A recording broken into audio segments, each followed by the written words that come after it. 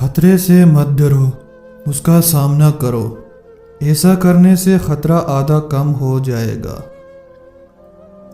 اپنے خیالات کی ایسے حفاظت کریں جیسے آپ اپنے مال کی حفاظت کرتے ہیں۔ وہ شخص در حقیقت مر جاتا ہے جو کسی کے دل سے اتر جاتا ہے۔ انسان پر اس وقت رب کی رحمت برس رہی ہوتی ہے جب اس کی آنکھوں سے ندامت کے آنسو بہہ رہے ہوتے ہیں۔ جو تکلیف تم محسوس کرتے ہو وہ دراصل جوابات ہیں، انہیں غور سے سنو۔ زیادہ دیر تک جینا چاہتے ہو تو سادہ خوراک کھاؤ، اس سے کم بیماریوں میں مبتلا ہوگے۔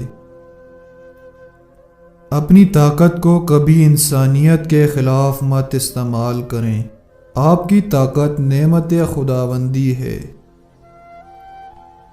ہر وہ چیز زہر ہے جو ضرورت سے زیادہ بڑھ جائے، جیسے لالچ، دولت، اقتدار، نفرت اور بھوک۔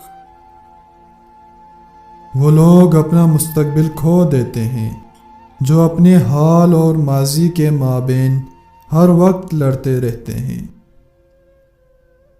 کون سی چیزیں انسان کو بری لگتی ہیں، اسی سے انسان کی شرافت کا اندازہ لگایا جا سکتا ہے۔